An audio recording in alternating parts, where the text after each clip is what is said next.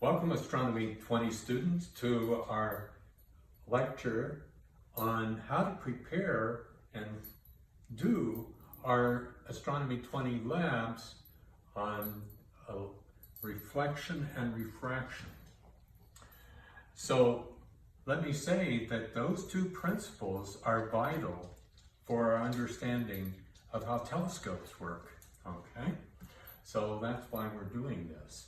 So light is like a wave. You know, a wave on the ocean has these ripples, but if we were to draw a line on a picture of the wave in the direction the wave is moving, right, that would be called a ray for light, because light is a ripple in space-time, so to speak, like the waves on the ocean, a repeating ripple. So let's begin by telling you what equipment you need to perform these labs, okay? The first thing is a small rectangular mirror. I got this one at Hobby Lobby, and you know, it's something like 6 inches by 8 inches, okay? Something roughly that size, doesn't have to be exactly that size. And you'll be taping it like I did with tape underneath to a board or something that you can place on the block here we have, the cork board we have, so that the mirror is perpendicular to the cork board, okay? Now the cork board itself is cork in the middle, and we'll be poking pins into it, okay?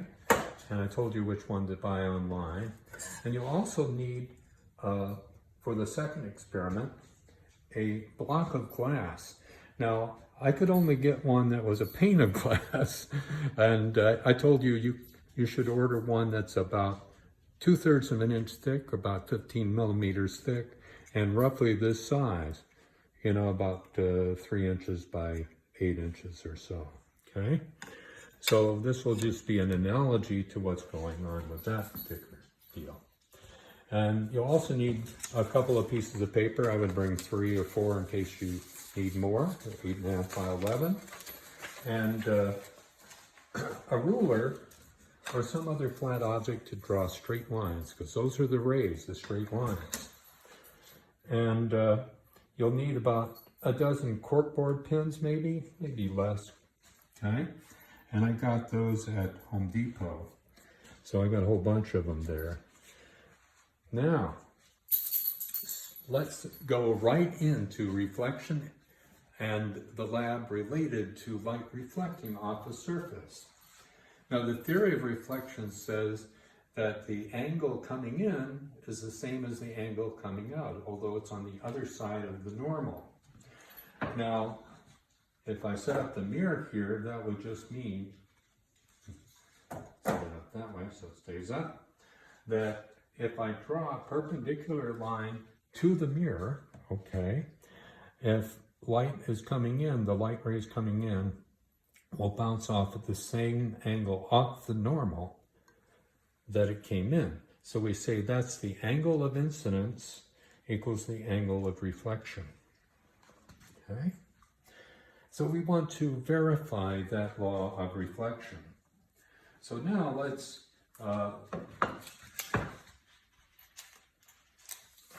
put a piece of paper on the cork board, and we'll stick a couple of pins in it to hold it.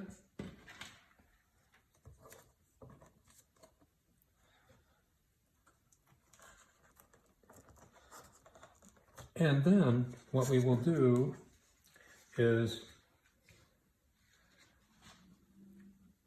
draw a line that is sort of in the middle of the paper, okay? So that it's perpendicular to the edges of the paper. Let me get my pen to do that. All right, more or less. Doesn't have to be perfect in this case. All right, so now we place the mirror so that the back end of the mirror, where the reflection comes from, because there's metal on the back of it that reflects, or the front of the board that's holding it, is on that line, Okay? So the next step is that we're going to draw an arrow, and before we even do that, oh, where did I put the protractor? Oh, it's hidden. I forgot to tell you that you also need a protractor to be able to measure those angles of incidence and reflection. And we had one of those in our previous lab that we attached to a ruler. So you could take that one off. Okay, now what we want to do is, say, draw a line from the middle of the mirror. So I'll roughly mark that with a dot. And we want to go out perpendicular to the line of the back of the mirror. So we put the protractor center point on that, and then we just mark a point at 90 degrees, okay? Then we draw a line, and, well, I guess we don't have to draw that line.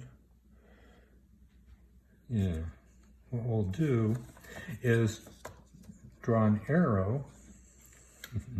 This is the center of the mirror, more or less, okay? That comes out to the edge of the, parallel to the edge of the mirror, okay? So here we go. I'm going to draw a line that's parallel to the mirror. I didn't get that in place. And that comes out to the edge. Now we're going to call that an arrow, because we're going to put an arrow on one end of it to tell the difference. So now,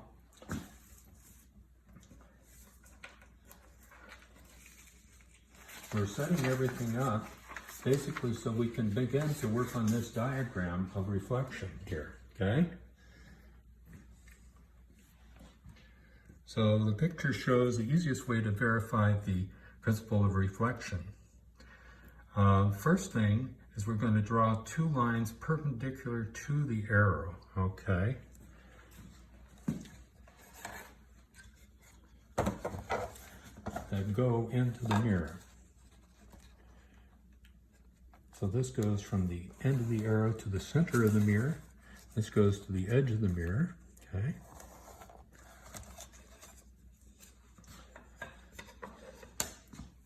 So the bottom of the arrow is lined up with the right-hand side of the mirror, right? Okay. So now we're going to, next,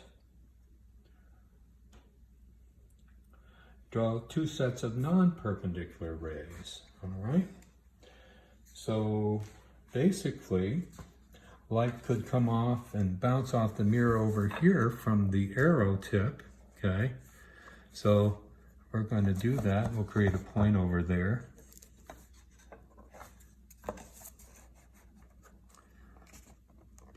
So the light ray comes off the arrow tip, bounces off the mirror, okay? And basically the way we can create how it bounces off, that light ray, we can just look over here and draw a line toward where we see it, okay? So we sight along the ruler toward the tip of the arrow in the mirror, the image. Okay? So that's the reflected ray.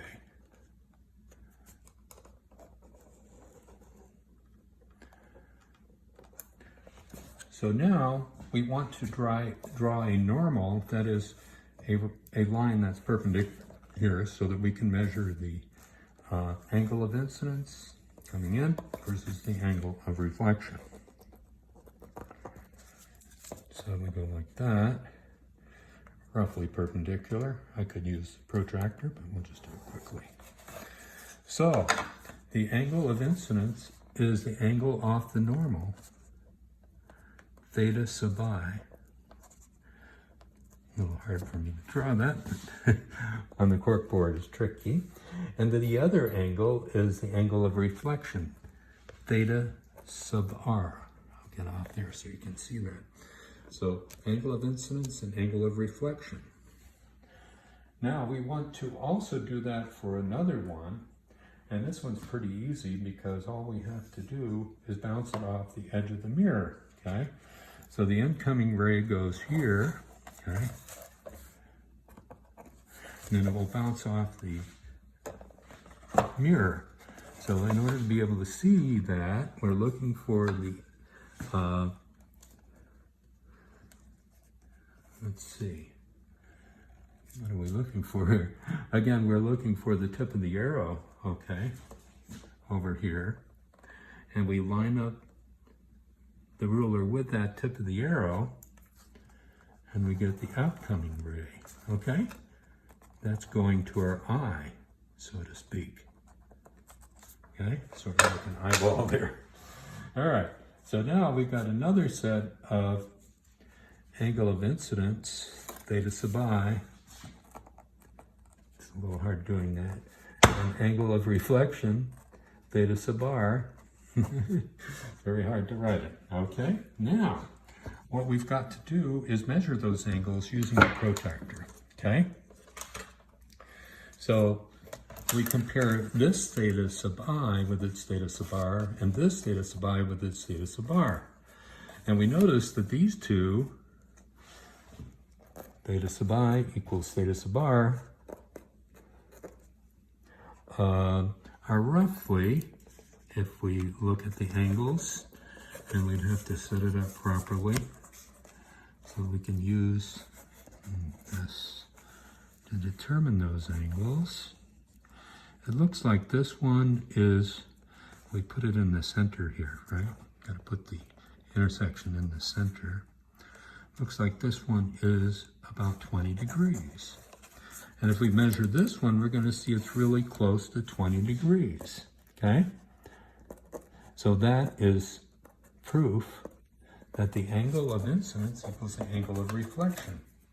And if we do the same for these two, it roughly is going to be the same, although there are errors because of the sighting and the drawing and all kinds of things. So it doesn't look perfect, but you should get roughly the same number of degrees for this reflected ray, okay? So two rays, one that's off to the left-hand side and one that's right, that's hitting the mirror right on the edge of the mirror, okay?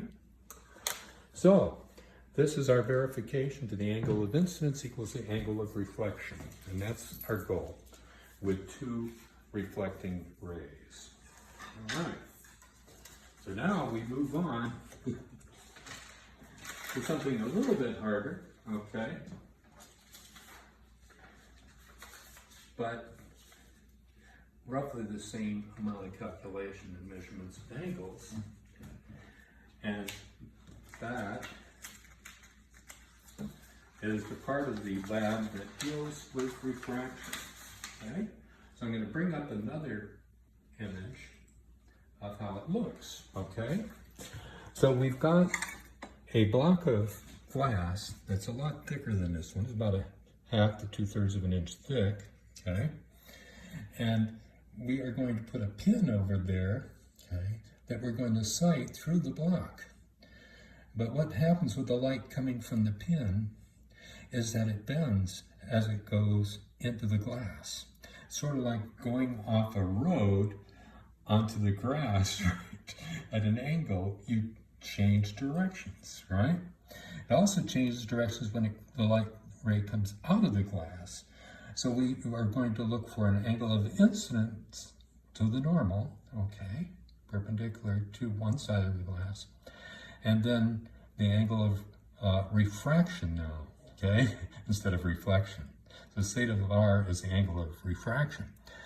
But then we do it again when the light comes out of the glass and changes direction. The angle of incidence equals the angle of refraction? No, they're not equal.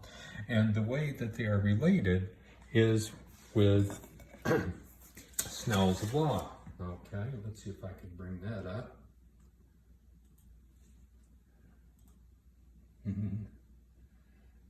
All right. Hold on a moment. Okay. So, Snell's law basically says that the angle between two surfaces that contain different light speeds, like air and glass, in air it's 3 times 10 to the 8th meters per second. In glass, it slows down, okay? So those two angles are related to the speeds, but they're also related to what we call the index of refraction, okay? Now, in air, the index of refraction is 1. Therefore, if we said the first index of refraction is equal to the index of refraction of the glass, then we'd end up with the formula we're going to use. That is that the index of refraction of the glass, air is 1, but glass roughly 1.5, is equal to the sine of the angle of incidence over the sine of the angle of refraction, okay? Now, in order to take our measurements and use them, we have to go to Rapid Tables, say, okay, which is a website which allows us to calculate the sine, okay, S-I-N. And notice if we put in 30 degrees, which we're going to use, hopefully, okay, we get out that the sine of 30 degrees is 0.5, okay? So that will assist us in doing things. So now let's set up our experiment on the cork board. Again, we pin the paper on 2 sides is good enough, okay? And we put down the glass. Now, one of the first things we might want to do is make it parallel to the edges, but to draw a line surrounding the glass. So we draw a rectangle.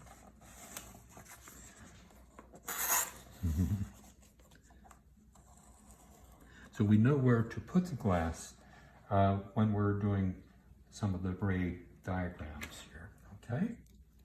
So now the first thing we're going to do is say enter the glass here, okay, with a ray from a pin that is at an angle of about 30 degrees to the normal. So first thing we want to do is draw that normal with a dotted line.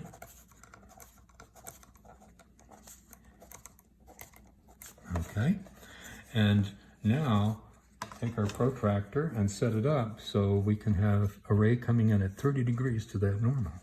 Okay, let's see, how will I do that? Probably this way. All right, so I put the center of the protractor on that point of the glass where it hits, and maybe pull it, well, it's a little tricky, but 30 degrees is roughly here. All right, so 30 degree ray coming in, 30 degrees to the normal, the angle of incidence, theta sub I is equal to 30 degrees. I'll draw that and then you can see it. A little tricky, I'm drawing it on the corkboard. All right, so now we want to put the glass back on there, okay, and sight the pin that's on this line, say, okay? Doesn't matter where it is. This is the incoming ray from the pin, a ray of light going in that direction, okay? So now, we want to sight the pin through the glass. So bend down and look through the glass and see what direction you see the pin, okay? Now, I will assume that it's roughly as indicated in the diagram here, okay? We'll see how that turns out. All right, and well, let's see, I kind of did it wrong. I think we want the ray to be more or less here. It's a little hard for me to sight through a thin pane glass. All right, so now, oh, that's not even enough either, is it? Probably over here. Okay, now, we'll see how that works out. If we sight that we see the pin through the glass in this direction, okay, then we can create another normal on this side at the point it intersects the front. So I'll draw a dotted line here. And that will be the angle of incidence on this point, okay? Well, the ray actually is going the other direction. Yeah, sorry. Okay, so the ray comes in, it bends when it goes into the glass, and then when it comes out again, it kind of bends back exactly in the same direction, okay? But it's parallel. So it's going to be parallel to the incoming ray, okay? Roughly speaking. So this is the exiting ray from the glass. All right, so now we got an angle of refraction here for this angle of 30 degrees, it's the incident. And then we got an angle of incidence here and an angle of refraction as it goes from the glass to the air. Okay, so now we want to use our protractor to measure these. Well, we said that Snell's law basically said it's a ratio of the sines, right? And let's see, which one was it here? Let's go back to our, no, let's just look at Snell's law.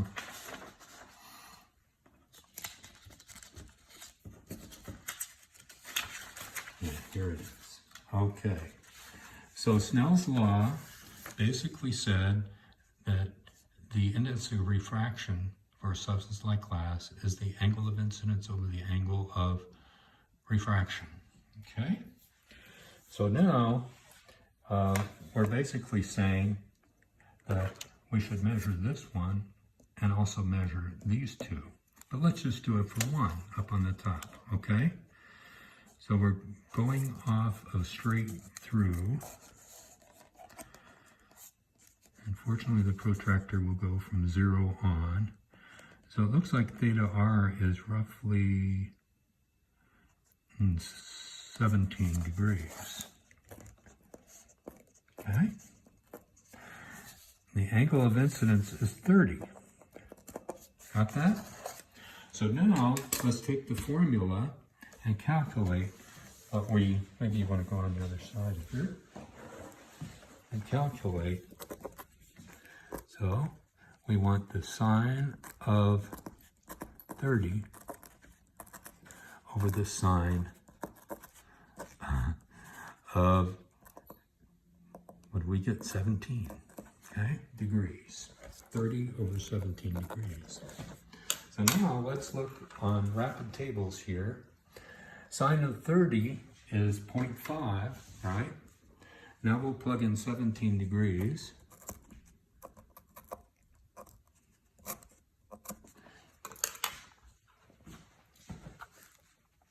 Instead of 30. Gotta thank my wife for taking the video there. Okay, that looks like about 0.29.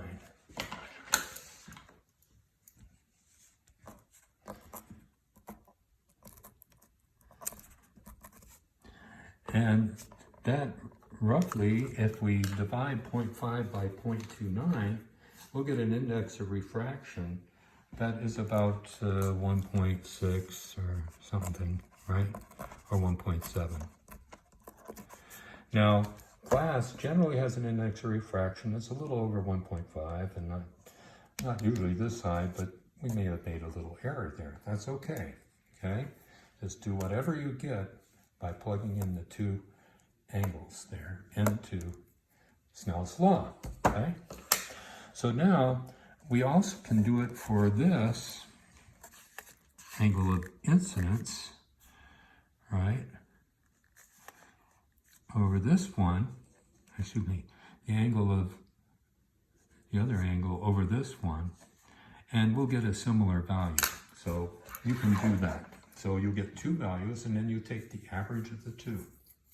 Got that? So you get around 1.5, 1.6, 1.7, okay? I'll be happy with any of those. And then when you look up on the internet, what the index of refraction of normal glass is, it's around 1.5, 1.6, okay? So we're doing all right, as long as we're within, say, 10%, because there's so many errors in this. So what we've done by checking out this index of refraction is we've confirmed Snell's law, right? To some degree, which tells us how light changes its direction, not entering normally, but entering off. When it goes into a substance out of the air and out of the substance into the air. Now, how is that useful? That will be useful when we study lenses, right? And that's one of our next things to study is lenses, right? Bend the light when it comes into them and bend it when it comes out, but they focus the light into an image, right? And that allows for magnification. And then we can use another lens to magnify that. So welcome to the beginning of our study of the physics of optics, which is behind the development of telescopes. Thank you.